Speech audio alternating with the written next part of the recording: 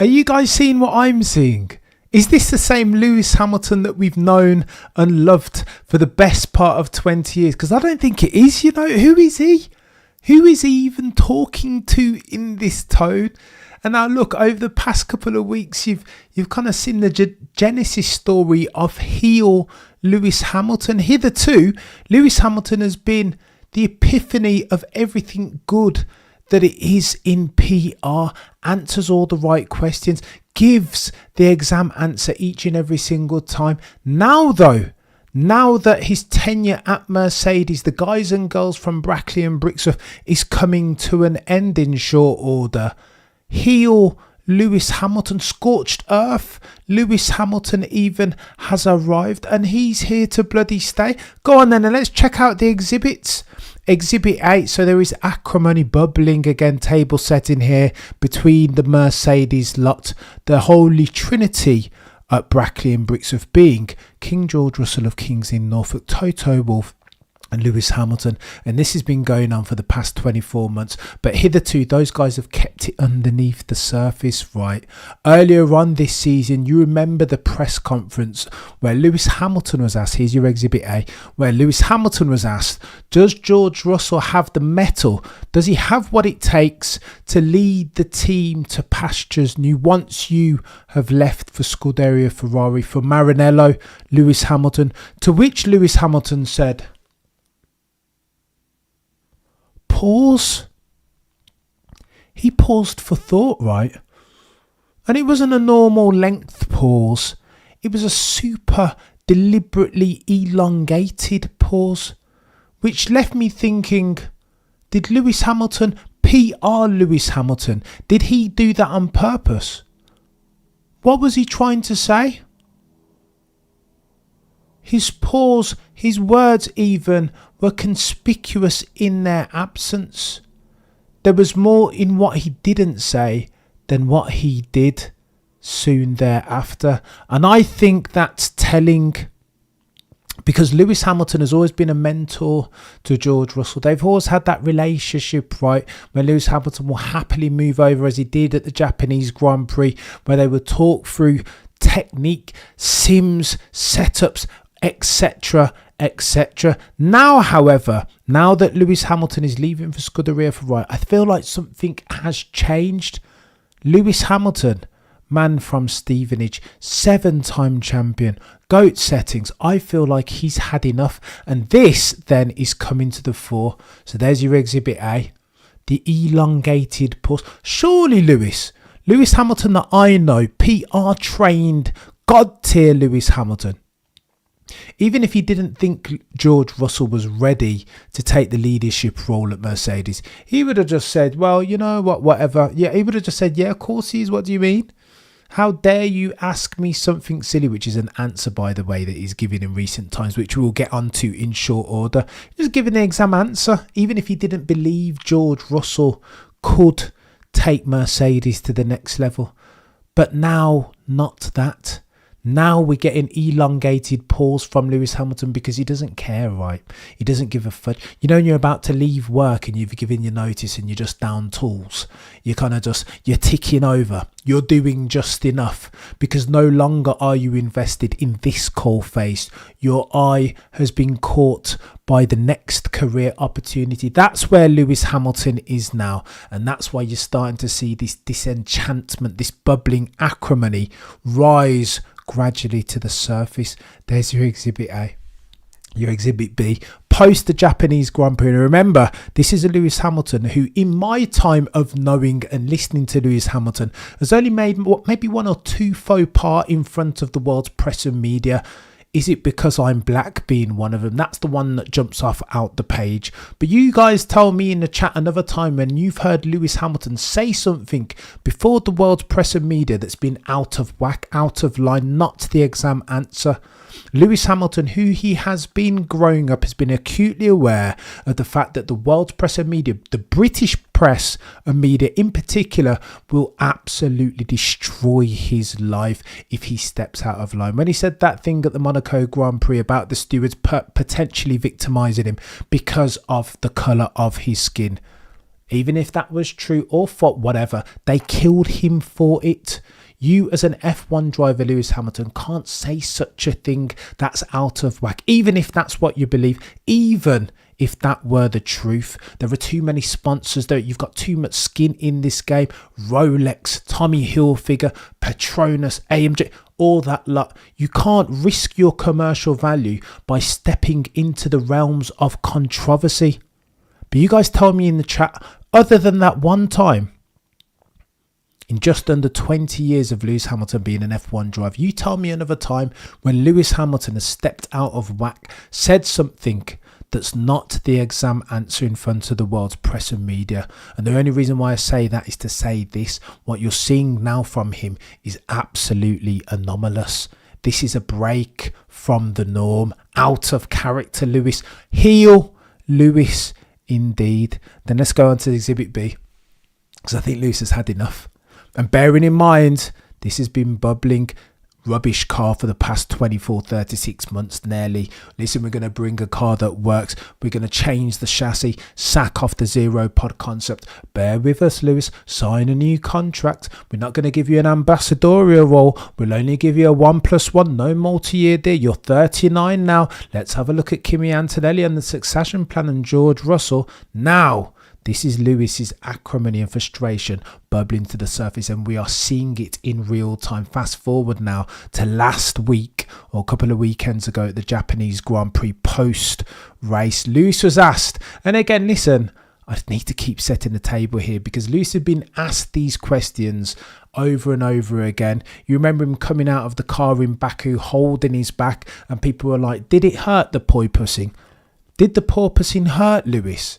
And he's never cracked. He never snapped back and said, oh, don't stop asking me stupid questions, except for the infamous time when he said, listen, my team don't make mistakes, but we'll chalk that one up to the guy. I don't even think that was feisty or cheeky. That was Lewis backing his team, doing the leadership thing. Fast forward now, however, finally to the post-Japanese Grand Prix interviews. Lewis, the car's really rubbish. At this point in time, you're looking over the fence at Maranello and seeing how good they're doing. Better interview questions was Sir Lewis's response. Don't ask me so much stupid questions. I mean, bloody Nora. This is a different chap, isn't he, Saracen? A completely different man altogether, speaking his mind with reckless abandon, without compunction now. Absolutely, Saracen, you're far too kind, sir. He has had enough of the FI's toxic relationship. I think he's had enough of Mercedes and George Russell. George Wolf, imagine.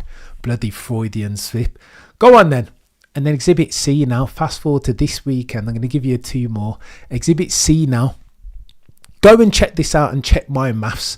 I want to make sure that I'm not reading too much into this, because I have a tendency to do such things sometimes when I'm talking about Lewis Hamilton. So invested am I in this dude's career. Go and check this out on YouTube for those of you, especially in the UK.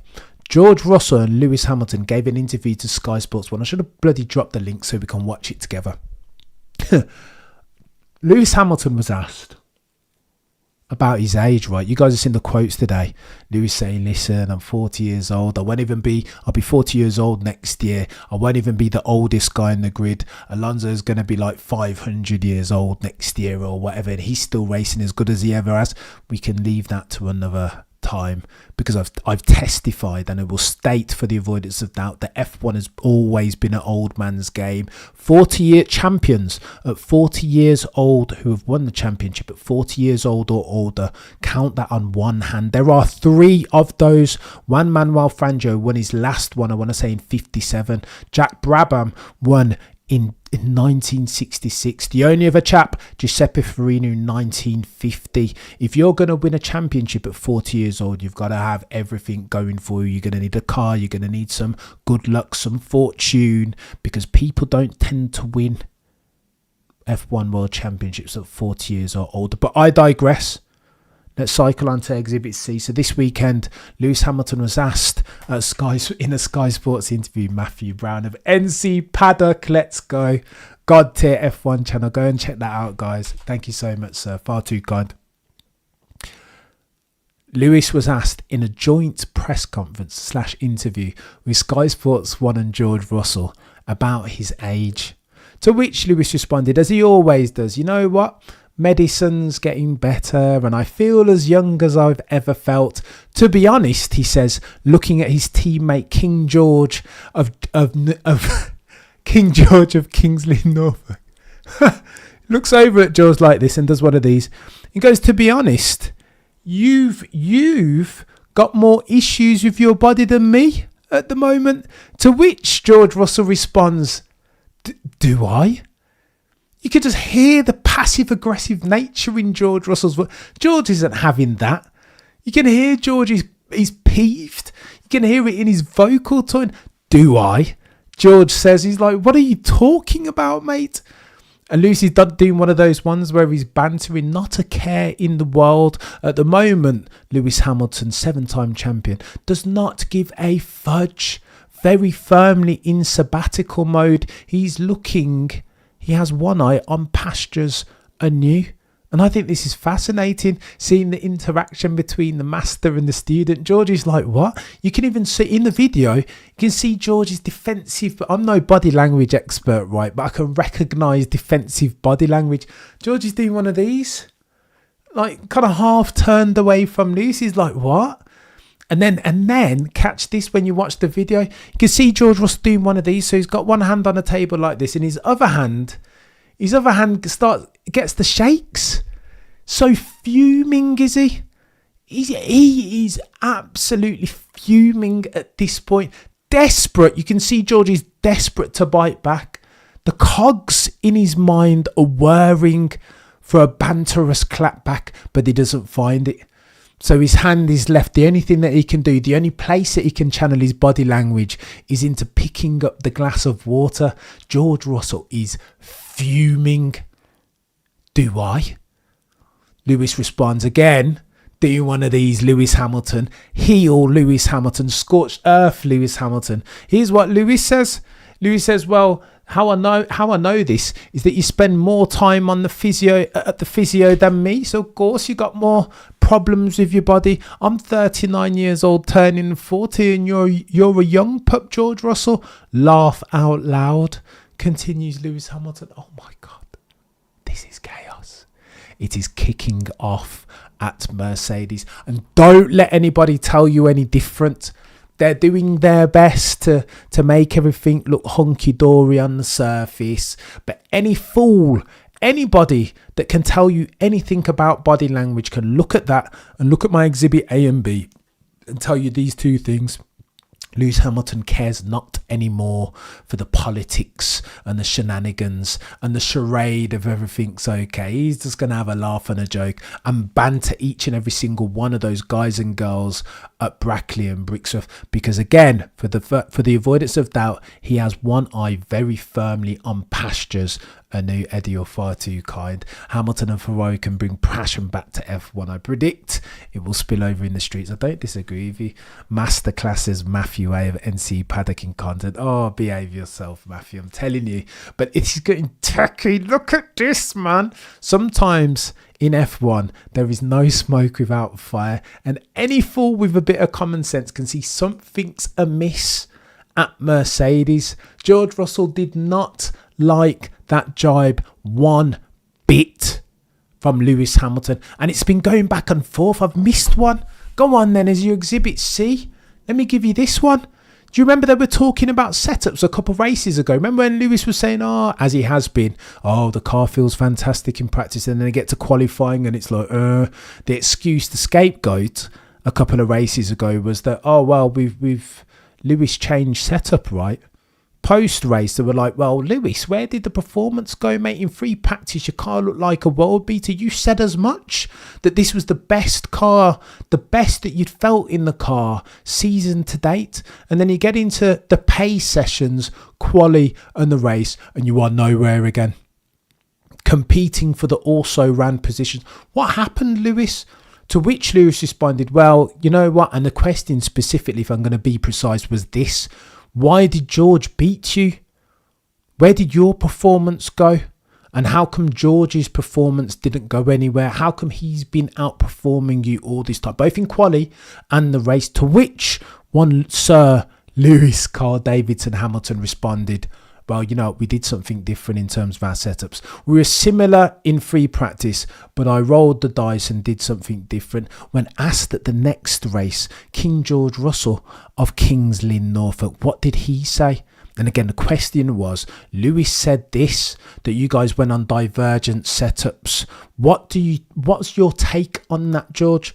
You remember what George said? You guys told me in the chat what George Russell had to say about that. Tell me. Because again, PR George Russell, and I think we're doing one of these ones. There are parallels between George and Lewis's story, because George is a killer. He doesn't suffer fools gladly. He's not going to have you slander him and say that the only reason why George won is because of different setups. So what did George say? You guys tell me in the chat now. Here's what George said. George said, I don't know what Lewis is on about, mate. What, different setups? That's the first that I'm here. Is that what Lewis said? I don't know anything about different setups. That's what George had to say. I don't know what he's talking about. Nobody's going to tell me that the reason why I beat Lewis Hamilton is because we had different setups. And George has been saying this. And again, Exhibit D, look at this. You know when you're putting together the picture in real time. Exhibit D, check this out, Sharifson, you're far too kind. W15 reminds me of old farm tractor. I will get to your comments, I promise you, but bear with. Here's your Exhibit D. Do you remember George Russell was just killing them each and every single time? George Russell said something else. My train of thought, Sharifson, you're killing me. All right, let's fast forward. I'll come back to Exhibit D. Exhibit E.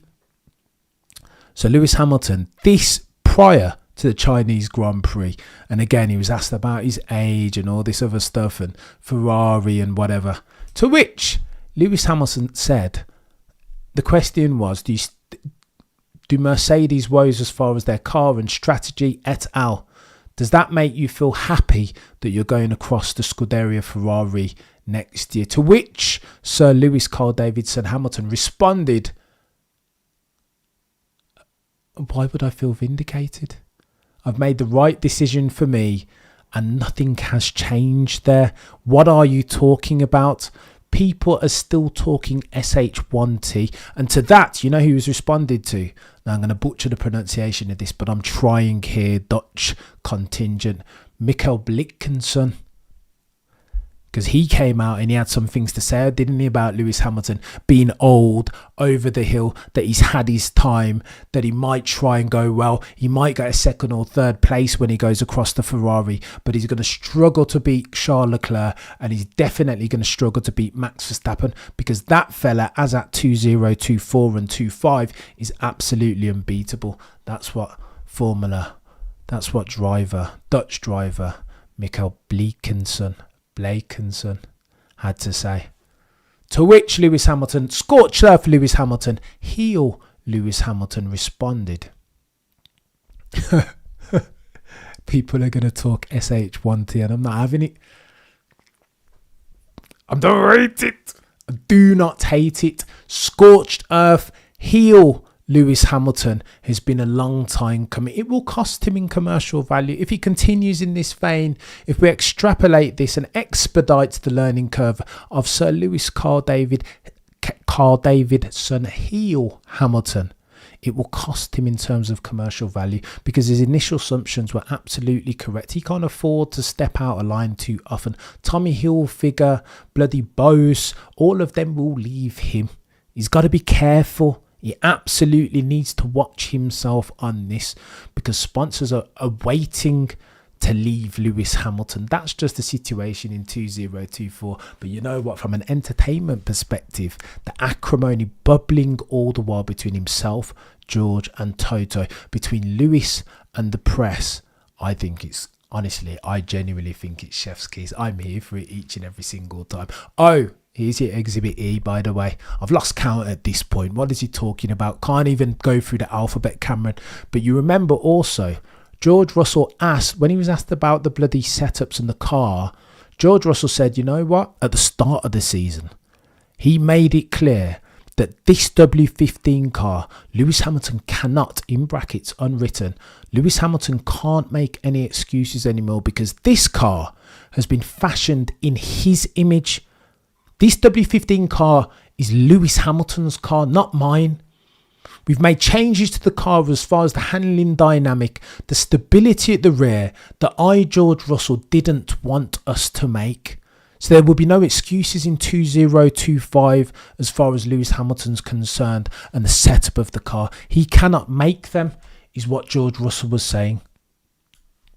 And I don't hate that point from George. Also, lest we forget, the seating position. Because Lewis has been talking about that for a good 12-24 months, notwithstanding the fact that his team don't make mistakes. You'll remember that Lewis thrives on feel. If the seat's far too forward, he can't leverage that. He can't maximise his output nor his outcomes in that car, because he lacks the feel. He can't feel the grip, the traction, the mechanical grip in that car through the seat of his bum and his spine. And he hasn't been able to, because the seat in that Mercedes, the W14, has been far too bloody forward. Now, what did they do in the W15? They've listened finally to Lewis after 24 months of not listening to him as far as their development. They've made the seat back, haven't they? George said at a press conference, I didn't want the seat moved back. I was quite happy with it. The rear instability, okay, cool, it's not ideal, but I didn't want them to change the handling dynamic of the W15 in the way that they've done it. Dave, put your George Russell cap on for a second, in the knowledge that Lewis Hamilton is going across the Scuderia Ferrari. Imagine the irony, the humanity. They've made changes in the final year of Lewis Hamilton's tenure to suit him, not me. George Russell, King George Russell of Kings Lynn, Norfolk, I'm the one that you're meant to be building this team around. I'm the young gun. Build the team around me. Build a car that suits my driving style, my handling. You know what? I'm George Russell. I told you not to change the car, but you wanted to bend the knee yet again to Sir Lewis Hamilton. How dare you? That's what George Russell is saying. And that's why he's saying this. That car is not my car. The W15 has been fashioned in Sir Lewis's image. Move the seat back. Yes, sir. No, sir. 3 bags full, sir. Sort out the instability of the rule. Yes, sir. No, sir. 3 bags full, sir. Sort out the handling dynamic. Lean the handling dynamic, in fact, to my gains, to my advantage. Mould this W14, 15 even, how I need to drive it. That's what George will be saying. And you didn't do it, Mercedes. How about you build a team up around me? And that's why at the start of the season, George was very clear in front of the world's press and media and said, listen, there were 2 changes that we've made fundamentally to this concept. That is the W15. We've moved the seat back. I didn't want that. Instability at the rear. Fix for that tick, I wanted that. But there are other changes that we've made to suit Lewis Hamilton. So what we're not going to do in 2024, Lewis Hamilton, is talk about anything with it, because this is your car, chap. That's exactly what George Russell will be saying. And that's why it's going to get acrimonious this year. I'm telling you guys, it's been bubbling. You guys have seen flashes, lots of them.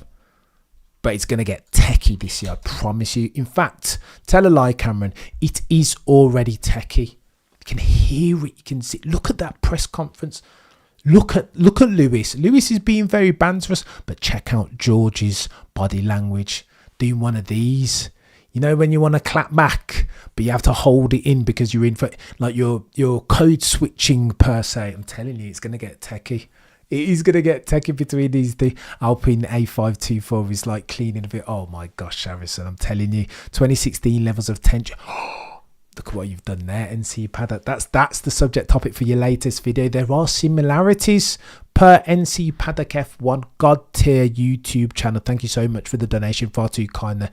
2016 between Nico Rosberg and Lewis Hamilton, lest we forget, bubbled and simmered in 14 and 15, right? And then it blew to the surface in 16. Barcelona, where the two of them came together, it got very techie. Sometimes when you have drivers who want the same thing, they just can't be friends, right?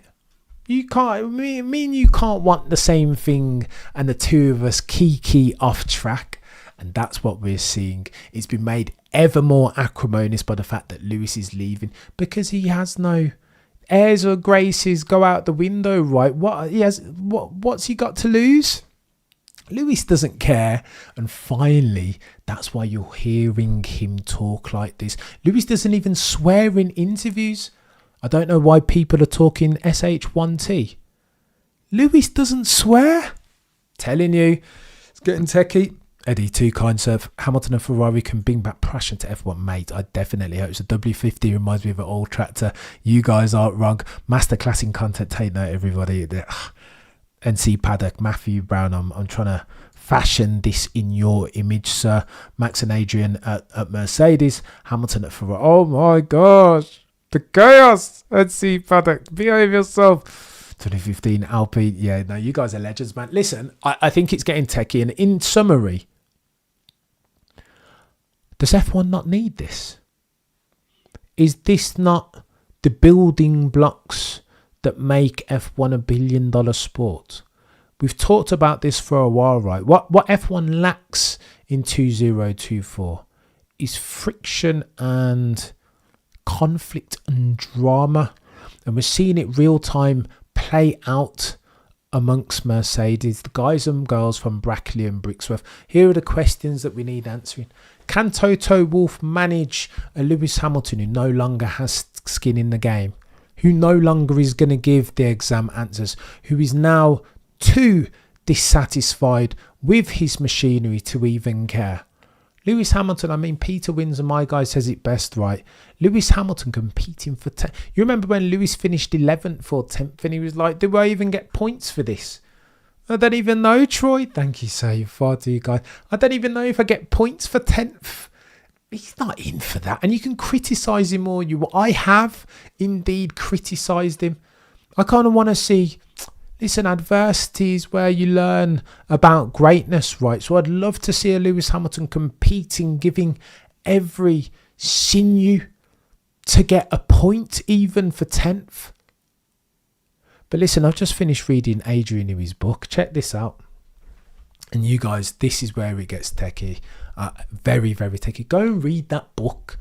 Any F1 fan, yeah, worth their metal has to go and read or listen to Adrian Newey's book, where it's called How to Build a Racing Car, and a title that is very apropos each and every single time. Look, there is a passage, of course, about Senna's passing. 1994 Imola, a car that Adrian Newey was responsible for building, and a car that even still Adrian Newey holds himself partially culpable for. He doesn't want to say that he's responsible. He doesn't want to say that he's to blame, but responsible, not blame, is how he terms it in the book, right? And the reason why he says he thinks he's responsible, not because the steering column broke, and not because the car bottomed out necessarily, but because in that design philosophy build, FW15, I think it was in 94, so the FW14, the previous year, Adrian Newey had built a car, and again, people still say it's the most advanced car that's ever been built in F1. Active suspension settings. So as it was going through the corner, it was doing one of these ones, right, to optimize for its ride height and the aero underneath and over. Ridiculous level of aerodynamics and engineering from Adrian Newey on display. However, the rules and regs changed, not dissimilar to what's going to happen in 2026, but the rules and regs changed from 1993 when Prost won in that Williams, designed by Adrian Newey, active suspension settings. The rules banned active suspension into 1994. So again, what Adrian Newey's always, and read the book, he can explain it much better than me, but what Adrian Newey's always thrived upon is adapting to change, right? And in his own words, he holds himself partially responsible for Senna's death because he failed to build a car he failed to mitigate for the aerodynamic sensitivity to change and circumstance. He built a car that the aerodynamically couldn't handle, its aerodynamics couldn't handle the non-active suspension. He hadn't been flexible enough in his thinking nor his design, and in his mind that's partially to blame for Senna's death. Roll that forward then into 2024 and you tell me what's going on, what has been going on historically with the W13 and W14. You guys saw the W14 and what it was doing to Lewis Hamilton's back. The sparks coming off the back of the car, very similar to the sparks that came off the back of the car, back of Senna's car as he went into Tamburello and perished ultimately, tragically. So you guys tell me, if you're a student of the game and you understand what it means to build a car that's not as aerodynamically flexible in different circumstances, what that can mean historically. I know they've got the planks underneath them now, so it's a different time, but what that can mean historically, if we're talking about bottoming out and losing and snap oversteer, which is what they've been experiencing at death tracks like Jeddah and Qatar. What does that mean? You tell me what that means if you're a student, if you know about Senna's death and you know about aerodynamics and when the aeros stall, what that can mean potentially in its worst case, at its lowest parameter outcome as a driver. You tell me that, and then tell me that you think Lewis Hamilton, knowing that he's going to Ferrari next year, should push that car each and every single time. Not for 25 points, not for an 8th world championship, but for a single solitary point for 10th. You expect that dude to harness up and push that car that is aerodynamically insufficient, aerodynamically inflexible, with a snap oversteer on one turn and then snap and then understeer on the next, an unpredictable handling dynamic, a diva of a car. You know what happened to Ayrton Senna, and you know that F1 is a fundamentally, intrinsically dangerous, potentially life-threatening sport, and that's what I'm asking Cameron F1. I'm asking Lewis Hamilton to go out there and risk his life for 10th place. This is ridiculous. Love you guys to bits. Prosecution rests. No further questions, right?